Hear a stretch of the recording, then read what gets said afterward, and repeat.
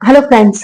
I hope कि आपकी तैयारी चल रही होगी और आप बहुत अच्छे से तैयारी कर रहे होंगे। तो जितने भी फ्रेंड हैं जो एसएससी, सीजीएल, सीएचएसएल, एमटीएस या फिर जीडी की तैयारी कर रहे हैं या फिर किसी भी एग्जाम की तैयारी कर रहे हैं और उन्होंने अपना एग्जाम सेक्टर चुना नहीं है, ऐसे भी स्टूडेंट, तो मैं उनको एक ऐसे सब्जेक्ट के बारे में आज बात करने वाली हूँ जो सब्जेक्ट भी तो हार्ड नहीं होता, मगर हम लोग बोल बोल के हार्ड कर लेते कि इसमें इतना सारा सिलेबस है, कैसे होगा, इसका कंटेंट देख के खुद को ही उसको हार्ड बता देते हैं।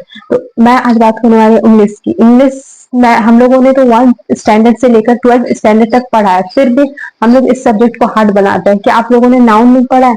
क्या आप कंजक्शन नहीं जानते, टेंस नहीं जानते, वॉइस नहीं जानते या फिर नरेशन नहीं जानते? इसका वोकैब आप पढ़ते जाओगे रेगुलर तो वो कम होते जाएगा। रिवाइज इसमें बहुत जरूरी है। तो आप इसको सिर्फ बोल के बना देते हो कि इतना सारा वोकैब है, कैसे याद होगा, भूल जाएंगे। वोकैब याद करते जाओगे, रिवीजन करते जाओगे तो वो भी हो जाएगा। चाहे आप आर्ट सेक्टर हो, साइंस सेक्टर हो या फिर कॉमर्स सेक्टर हो, आप किसी भी सेक्टर से हो, आप इंग्लिश तो सभी एग्जाम में जरूरी है। एसएससी, एचएसएल, सीजीएल, एमटीएस तीनों में इंग्लिश पूछी जाती है और 25-25 क्वेश्चन रहते हैं। सीएचएसएल और सीजीएल में इसका वेटेज तो 50-50 मार्क्स है, पर ये एमटीएस में 75 मार्क्स का क्वेश्चन आता है। तो एसएससी में इंग्लिश का भी एक बहुत अच्छा महत्व है और ये मेंस के एग्जाम में भी बहुत इंपॉर्टेंट सब्जेक्ट है। तो इंग्लिश के बारे में मैं आज बात करने वाली। वैसे स्टूडेंट जो अभी बिगिनर है या फिर तैयारी करना स्टार्ट किया और इंग्लिश के लिए चाहते हैं, इंग्लिश में क्या करना है, कुछ कैसे करेंगे ये पता नहीं है। हम लोगों को सभी पता है, ये इस इंग्लिश के बारे में हम लोगों को सभी चीज पता है। हम लोगों ने स्टैंडर्ड 1 से लेकर स्टैंडर्ड 12 तक इंग्लिश पढ़ाई है, चाहे हम लोग हिंदी मीडियम से हो या फिर इंग्लिश बैकग्राउंड से बिलोंग करते हो। तो हम लोगों ने इंग्लिश तो पढ़ाई है, सिर्फ हमारे मन में डर है। फिर भी कुछ अगर आप चाहे तो कौन से टीचर बेस्ट है, तो कौन इसमें आपको नीतू मैम, जयदीप सर और गोपाल वर्मा सर बहुत अच्छे टीचर्स मिल जाएंगे। अगर आप इसको कोर्स लेंगे तो आपका कोर्स या फिर आपका पूरा कंटेंट 4-5 महीने में कंप्लीट हो जाएगा और आप वोकैब भी धीरे धीरे पर डे करते जाइएगा तो उसका भी हो जाएगा।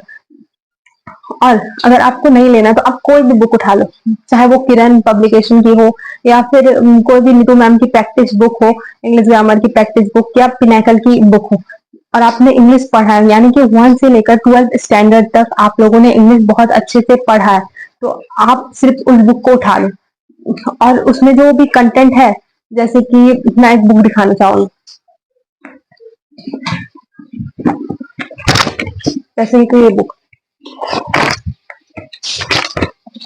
यहाँ देखो इसमें सब चीज दिया हुआ है, इसमें सभी चीज दिए गए हैं। इनको आप डे पर डे बांट दोगे तो आपको बहुत हेल्प मिलेगी और आप क्वेश्चन लगाना स्टार्ट कर दो। अगर आपने, मैं उस स्टूडेंट के बारे में बात कर रही हूँ जिसने इंग्लिश अपने 1 से लेकर 10-12 स्टैंडर्ड तक अच्छे से पढ़ा, उस स्टूडेंट के बारे तो आप कोई भी बुक, ये पिनाकल की बुक है जो नई नहीं है मेरे पास, मगर आपके पास जो भी बुक हो, किरण पब्लिकेशन हो या नीतू मैम की बुक हो या फिर पिनाकल हो, कोई भी बुक है तो आप उससे स्टार्ट कर दे, क्योंकि सभी बुक में एक ही कंटेंट होता है, वो प्रीवियस ईयर क्वेश्चन करवा दो और इनमें भी प्रीवियस ईयर क्वेश्चन होता है। तो आप कोई भी बुक लेकर स्टार्ट कर दो, इस बुक से आपको बहुत हेल्प मिलेगी। अगर आप लोगों ने कुछ, मतलब आप लोगों को नहीं समझ में आ रहा है, आप लोगों को लग रहा है कि हार्ड है, ये हार्ड नहीं है, आप कंटेंट को देखकर उसको हार्ड बना देते हैं, इसका कंटेंट देखते नहीं हो आप, पर कंटेंट को, जैसे टाइम एंड टेंस है उसको 5 डे में करे कि 5 दिन में इसको कंप्लीट करना है, इसके बाद इसका प्रैक्टिस करना है, प्रैक्टिस सेट लगाना है। वैसे बच्चे जो इंग्लिश को जानते हैं, टाइम एंड टेंस आप लोग नहीं जानते, नाउन नहीं जानते, कंजक्शन नहीं जानते, कंडीशनल नहीं जानते, आप लोगों ने इंग्लिश सब्जेक्ट को सिर्फ हार्ड बना लिया है। इंग्लिश सब्जेक्ट हार्ड नहीं है, बल्कि आप लोगों ने इसे बनाया है हार्ड। वोकैब हार्ड नहीं है, वोकैब को भी पढ़ते जाओगे, रिवाइज करते हो। इसमें सबसे मेन चीज है इंग्लिश में रिवाइज। अगर आप लोग फर्स्ट टाइम पढ़ रहे हो तो वीक के लास्ट डे तक आप उसको कर लो ना, एक बार रिवाइज। एक बार रिवाइज करने के बाद आपके दिमाग में रहेगा। आप फर्स्ट फर्स्ट पढ़ रहे हो, फर्स्ट इंग्लिश में बहुत परेशानी आती है तो 4 बार रिवाइज करो। फर्स्ट बार में तो आपको ज्यादा मेहनत करनी होगी। और रिवाइज इंग्लिश की मेन पार्ट है। अगर आप किसी भी इंग्लिश का किसी भी सब्जेक्ट में रिवाइज नहीं करोगे तो उसको भूल जाओगे। तो आप अगर इंग्लिश की या फिर कोई भी चीज रिवाइज नहीं करोगे, भूल जाओगे। इंग्लिश हार्ड सब्जेक्ट नहीं है, आप लोगों ने बना, हिंदी मीडियम से बैकग्राउंड से बिलोंग करते हो या फिर इंग्लिश मीडियम से, आप लोगों ने इंग्लिश पढ़ा है, आप लोगों ने उसको हार्ड खुद से बोल बोल कर बनाया है। कुछ हार्ड नहीं है। आप क्वेश्चन लगाओ, अगर आपको आती है, मिनिमम अच्छे से इंग्लिश आती है तो उसको क्वेश्चन लगाओ।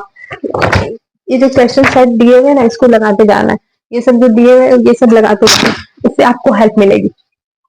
इसके बाद आप, अगर आप किसी चीज का कोर्स लेने वाले, जैसे कोर्स लेने वाले, तो रेगुलर उसका नोट्स बनाओ। जैसे ये 3 टीचर्स बताया ना, नीतू मैम, जयदीप सर और गोपाल वर्मा सर, ये तीनों टीचर्स, अगर आप किसी टीचर्स को जानते हैं तो उसको पढ़ो।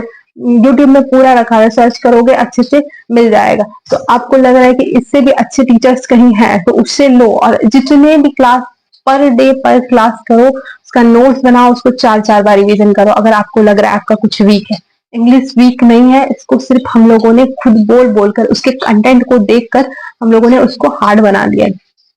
अगर आपको 5 महीने में तैयारी करनी, क्लास लो, और पर डे नोट्स बनाओ। पीडीएफ नोट्स कभी यूज मत करना, क्योंकि पीडीएफ नोट्स अब खुद के हैंड रिटन नोट्स से जितना समझ में आता है ना, वो कॉपी जब सामने रहती है ना, तो दिमाग में जोर पड़ता है कि इसको रिवीजन करना है। और जो मोबाइल में रहता है, मोबाइल में तो आपके बहुत सारी चीज सेव है, आपके दिमाग में सेव है नहीं।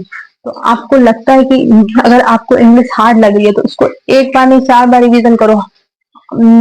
वीकेंड में टाइम मिलता है 2 दिन, उसको रिवीजन करो। 5 डे क्लास होती है, 2 दिन जो रिवीजन टाइम मिलता है उसमें अच्छे से रिवीजन करो। वोकेबलरी पर डे अपना अपना कंटेंट बनाओ, डे वाइज स्ट्रेटेजी रखो, डे में हर डे में कुछ रखो कि इतना पढ़ना है। एक कंटेंट को पकड़ो, टाइम एंड टेंस पकड़ के उसको 5 दिन में इसको पढ़ना है, इसका पूरा प्रैक्टिस सेट बनाना है, वो सब आप कर लो। उसके बाद आपकी अगर कोर्स लियो और आपकी पूरा कोर्स खत्म हो गया, यानी कि पूरा कोर्स कंप्लीट कर लियो, कंटेंट पढ़ लियो, तो आप कोई भी मार्केट से बुक उठाओ और करना स्टार्ट कर दो। और विथ टाइम मैनेजमेंट, यानी कि आप अपने मोबाइल में टाइम सेट कर लो।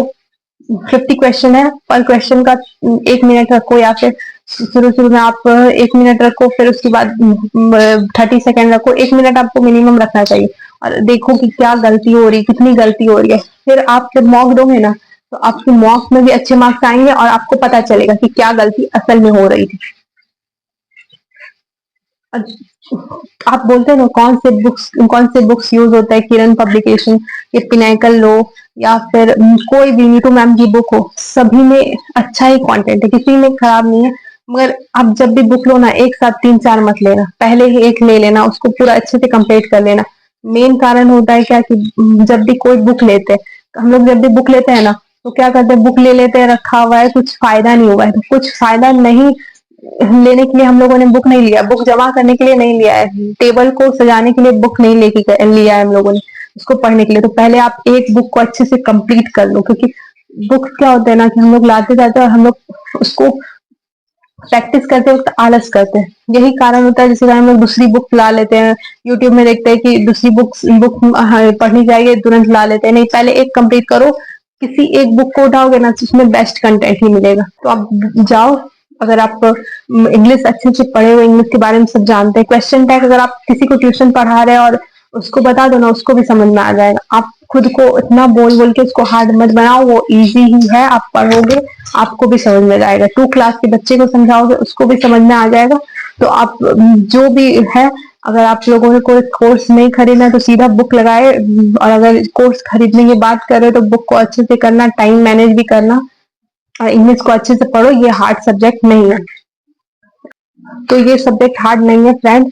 ये इंग्लिश सब्जेक्ट है जिसमें बहुत ज्यादा आपको मिले, बहुत ज्यादा सीएचएसएल, सीजीएल और एमटीएस में इसका मार्क्स रहता है, यानी कि ये सब्जेक्ट बहुत अच्छे मार्क्स कंटेंट्स करती है, बहुत ज्यादा मार्क्स वाले मेंस में भी आती है। तो आप जो भी हो, आप कोई भी स्ट्रीम लिए हो, आर्ट्स, साइंस या फिर कॉमर्स, आप किसी भी या फिर बिगिनर हो, तो जाके प्लीज क्लास ले लो, किसी भी सर का डेमो क्लास ले लो। डेमो क्लास तो आपको पता ही, आपका माइंड इतना डेवलप कर ही गया हो कि यूट्यूब में डेमो क्लास मिल रहा है, जिसके भी आपको समझ में आ रहा है, समझ मतलब या आपको लग रहा है कि हाँ इससे कंप्लीट होगा अच्छे से, शुरू से अंत तक एक ही जोश के साथ रहना। जितना जोश लेके आप शुरू से पढ़ते हो कि मुझे एसएससी निकालना है, उतने ही जोश से लेकर अंत तक पढ़ना।